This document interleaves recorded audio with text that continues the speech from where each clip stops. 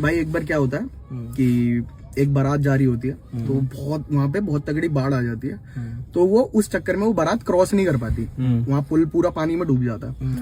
तो भाई वो 1-2 दिन वहीं रुकते हैं। तो वहां पे कोई बताता है कि भाई यहाँ पे एक दूर एक कहीं बाबा है, आप उनसे बात करो, वो कुछ आपको उपाय बताएंगे।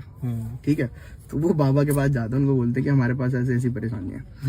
तो बोलता है कि मेरे अंदर चमत्कारी जादुई शक्तियां हैं, मैं एक काम करता हूँ, अपना लंबा करूंगा, ठीक है, नदी के उस पार चले जाएगा, तुम लोग सारे बैठ के पार कर लेना, ठीक है। तो भाई बंदे पार कर रहे होते हैं, तो एकदम से उनका लंच छोटा होने लगता है, बंदे डूबने लगते हैं, ठीक है। और भाई यहाँ पे क्या होता है, जो बंदे बच रहे होते हैं ना, वो गालियां दे रहे होते हैं बाबा को। तो बाबा इधर से बोलते हैं, कहते हैं बहन के लोड़ो, गालियां बाद में देना, पहले ये बताओ मेरे लड़ पे बीड़ी किसने बुझाई है।